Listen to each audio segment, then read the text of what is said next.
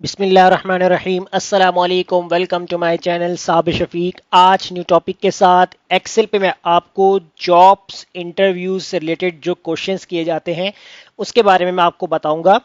अगर आप इंटरव्यूज के लिए जॉब्स से रिलेटेड जो है वो क्वेश्चंस के बारे में जानना चाहते हैं कि एक्सेल के अंदर वो कौन से क्वेश्चंस है, वो कौन सी ट्रिक्स है जिसको आप जो है वो प्रैक्टिस करके जो है वो अपना इंटरव्यू क्लियर कर सकते हैं, तो बिना यहाँ टाइम वेस्ट किए हम अपने टॉपिक को जो है यहाँ पर कवर करते हैं।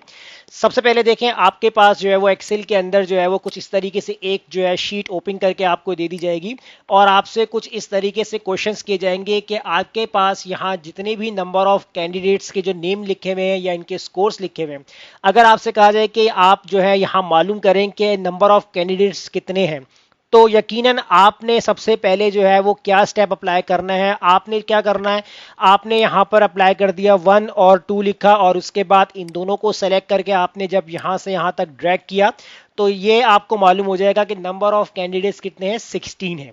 अब ये तो बहुत ही सिंपल ट्रिक हो गई कि आपने जो है वो सीरियल नंबर के थ्रू जो है आंसर दे दिया, लेकिन वो क्या कर सकते हैं कि आपको थोड़ा सा कॉम्प्लिकेट कर देंगे कि आप यहाँ बिना सीरियल नंबर की जो आपने यहाँ ड्रैग किया है इसको अप्लाई किए बगैर आप कोई ऐसा फॉर्मूला लगा सकते हैं कि जिसके थ्रू हमें यहाँ पर नंबर ऑफ कैंडिडेट्स मालूम हो जाए।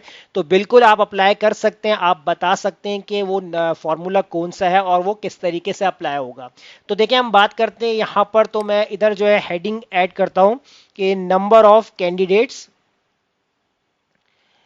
तो मैंने यहां पर हेडिंग डाल दी है नंबर ऑफ कैंडिडेट्स की।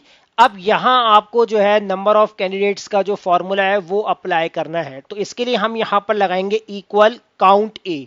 काउंट ए का फॉर्मूला हम यहां पर अप्लाई करेंगे। वैल्यू के अंदर आपने करना यह है कि आपने यहां पर नंबर ऑफ कैंडिडेट्स को सिलेक्ट कर लेना है। अब देखें, बात यहां पर हमारे पास समझ में आ रही है कि नंबर ऑफ कैंडिडेट्स की रेंज भी सेम है और हमारे पास जो है वो स्कोर्स की रेंज भी सेम है, तो आप यहां पर दोनों को सिलेक्ट कर सकते हैं। तो मैं क्या कर लेता हूं, मैं स्कोर को सिलेक्ट करता हूं क्योंकि आगे एक और प्रॉब्लम्स आएगी तो उसके लिए आपको समझने में आसानी रहेगी। तो मैं यहां पर नंबर ऑफ कैंडिडेट्स के जो है वो स्कोर सेलेक्ट कर लूंगा, उसके बाद जो है यहां पर ब्रैकेट क्लोज करके एंटर कर दूंगा। अब देखिए मेरे पास नंबर ऑफ कैंडिडेट्स कितने आ रहे हैं, 13 नंबर ऑफ कैंडिडेट्स आ रहे हैं।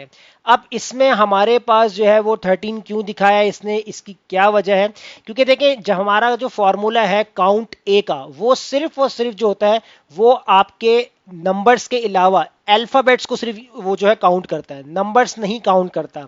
अगर यहाँ आपने जो है वो सिर्फ नेम सेलेक्ट किए होते तो हमें आंसर प्रॉपर मिलता। अब हमने यहाँ पर क्या काम किया, हमने स्कोर को सिलेक्ट किया है तो इसलिए हमने इसने हमें यहाँ पर 13 दिखा दिए। उसकी वजह यह है कि यहाँ पर कोई भी एज अ अल्फाबेट्स नहीं है, सिर्फ ये नंबर्स को ही काउंट कर रहा है। अगर हम यहाँ पर फॉर्मूले को चेंज करते, लेट सपोज हमने क्या किया, यहाँ पर काउंट ए का फॉर्मूला अप्लाई किया। अब यहाँ वैल्यू की जगह हमने सेलेक्ट किया इस रेंज को और उसके बाद हमने ब्रैकेट क्लोज करके एंटर कर दिया। तो देखिए मेरे पास नंबर ऑफ कैंडिडेट्स कितने आ रहे हैं, 16 आ रहे हैं। अब यही बात मैं आपसे कहूं कि अगर आप यहां पर जो है नंबर ऑफ कैंडिडेट्स जो आपके पास आ रहे हैं 16, लेकिन अगर आप यहां पर स्कोर को काउंट करके दिखाएं तो स्कोर के लिए आपको करना क्या, अगर मैं यहां पर स्कोर की हेडिंग डालता हूं, ठीक है। अब इधर मैं अप्लाई कर दूंगा सिंपल काउंट का फॉर्मूला। तो मैंने यहां पर अप्लाई किया काउंट, तो वैल्यू के अंदर मैंने यहां पर सिलेक्ट कर लिया इस सेल्स को, ब्रैकेट क्लोज करके एंटर कर दिया। तो देखें अब मेरे पास आंसर क्या आ रहा है, 13 आ रहा है। क्योंकि देखें अगर मैंने ऊपर वाली जगह यानी कि इस वाले फॉर्मूले पे पहले जब मैंने काउंट का फॉर्मूला अप्लाई किया था और इसके अंदर जो है मैंने इसी रेंज को सेलेक्ट किया तो उसने सिर्फ और सिर्फ मेरे पास जो है वो नंबर्स काउंट करके दे दिए। अगर मैं यहां पर कुछ एडिशंस ना भी करता तब भी मेरे पास जो है वो आंसर नंबर्स के अकॉर्डिंग ही आ रहा होता। लेकिन अगर हम यहां पर बात करते हैं, अब हमने यहां पर इस रेंज के अंदर जो है वो अल्फाबेट्स को सिलेक्ट कर लिया और इस रेंज के अंदर हमने काउंट को सिलेक्ट कर लिया। अब देखें इसी रेंज के अंदर अगर मैं इसी काउंट ए वाले फॉर्मूले को दोबारा से अप्लाई करता हूं, मैंने लगाया equal count a formula apply किया और इसी रेंज को मैंने सिलेक्ट करके ब्रैकेट क्लोज किया और एंटर कर दिया। अब देखिए दोनों का आंसर सेम आ रहा है लेकिन डिफरेंट क्या है, यहां पर काउंट का फॉर्मूला लगाया और यहां पर हमने काउंट ए लगाया।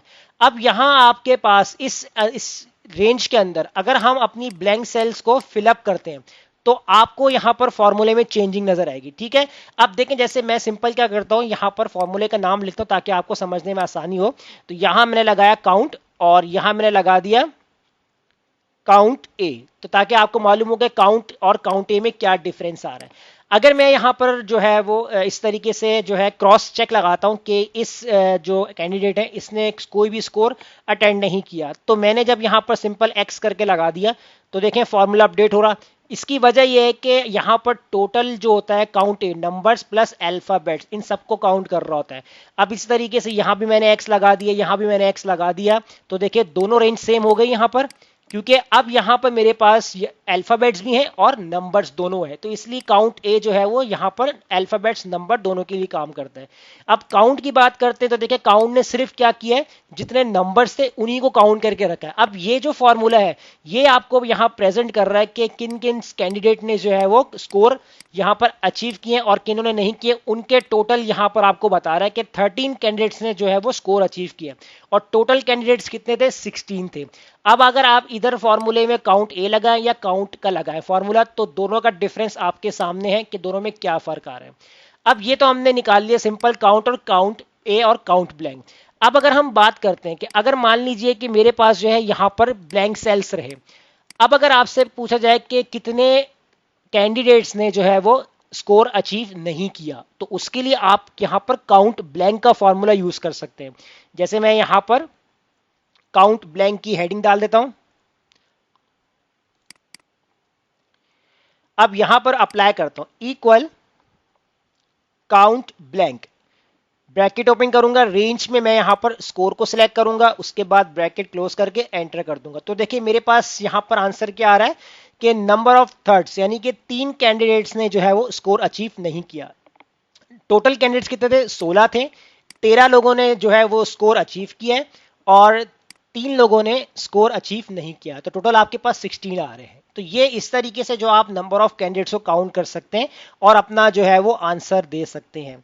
अब ये तो हमारे पास हो गया। अब मजीद आपके जो है वो टास्क को कॉम्प्लिकेट करने के लिए यहाँ ये भी पूछ सकते हैं कि अगर मुझे इन तमाम ब्लैंक सेल्स को अगर मुझे एक ही बारी में सेलेक्ट करना हो और मैं चाहता हूं कि उस जगह पर मुझे जो है कोई भी नाम लिखना, या मुझे जो एक्स जैसे मैंने क्रॉस लगाया था मुझे एक ही बारी में लगाना है, तो वो कैसे लगाएंगे। तो बहुत सिंपल है, आपने करना है क्या है, आपने इस रेंज को सेलेक्ट कर लेना है।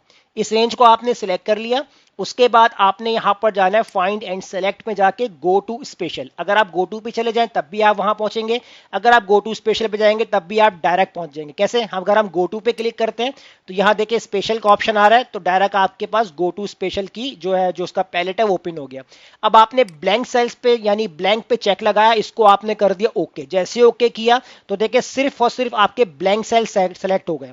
अब उन्होंने क्या कहा आपसे कि एक ही बारी में मैं यहां पर जो क्रॉस यानी एक्स लिखना चाहूं तो कैसे लिखूंगा। पहले आपने ब्लैंक सेल को सेलेक्ट कर लिया, उसके बाद आपने यहां पर जैसे एक्स लिखा, तो अब आपको करना क्या, आपने कंट्रोल प्रेस करके रखना और फिर एंटर करना है, यानी कंट्रोल के साथ एंटर।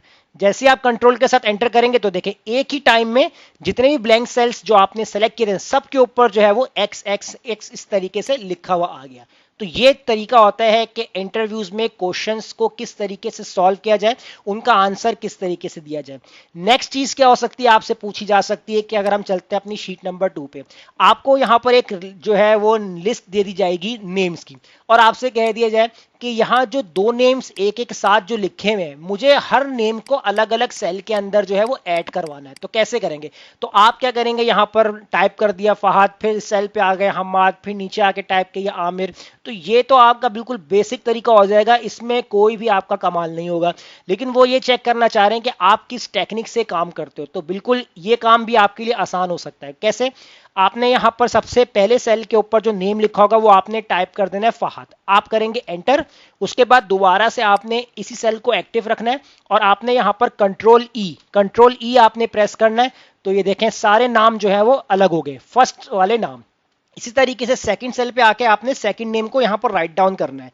जैसे यहां लिख दिया हम्माद, एंटर किया, दोबारा से उसी सेल पर आए और कंट्रोल ई प्रेस कर दिया।